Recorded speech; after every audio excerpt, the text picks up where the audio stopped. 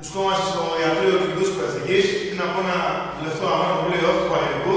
Θα δείξουμε με το κεντρικό αμυντικό του Πανελληνικού και αρχικό της ομάδος, το Μάκη Ράνη, πώς κάνουμε ενεργοποίηση πριν τον αγώνα. Ξεκινάμε. Ξεκινάμε από τις γάμπες,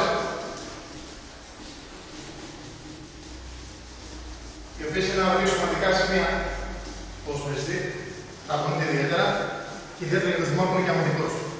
Με άλματα και εμβάσεις. Στην ενεργοποίηση κάνουμε γρήγορες κινήσεις και δυνατές, για να ματώσουμε τους μυς και να είναι έτοιμες σε κατάσταση αγώνα. Πάμε στην άλλη.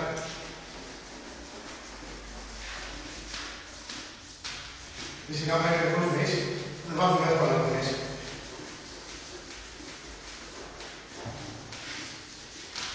Ο σκοπός του μασάζ του αγώνα είναι να μπορέσουμε να διστάμε καλύτερα το οδικό σύστημα, ώστε να μπει σε πιέσεις πολύ δυνατές και να είναι έτοιμοι για αγωνιστικούς ρυθμούς. Τώρα πάμε στο δικαίωμα.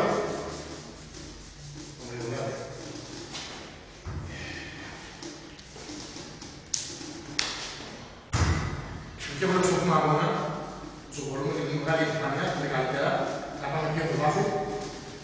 Ξεκολουθούμε να κάνουμε γρήγορες κινήσεις και δυνατές.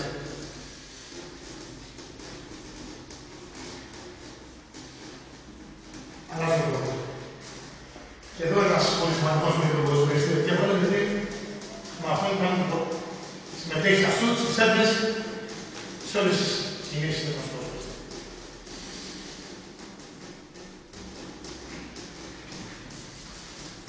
Θα δημιουργήσει προς τα μέσα, στην πλοκάδα του καταδομή. Το πιο σπουδαίο πράγμα που δημιουργεί μια ενεργοποίηση είναι ότι γλιτώνει τον ποδοσφαιριστή από πιθανούς φαντασμούς.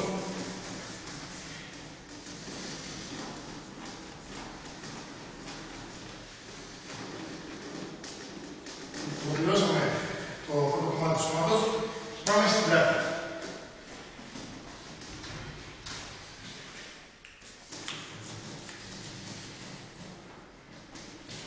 Είναι μια δύσκολη εμφάνεια πλάτη, όσο μπορούμε εδώ πέρα αγώνα.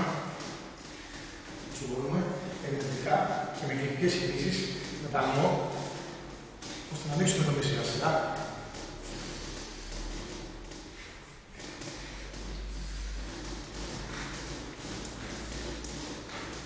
Εδώ με ρυθμό γρήγορα και όσο μπορούμε δυνατά.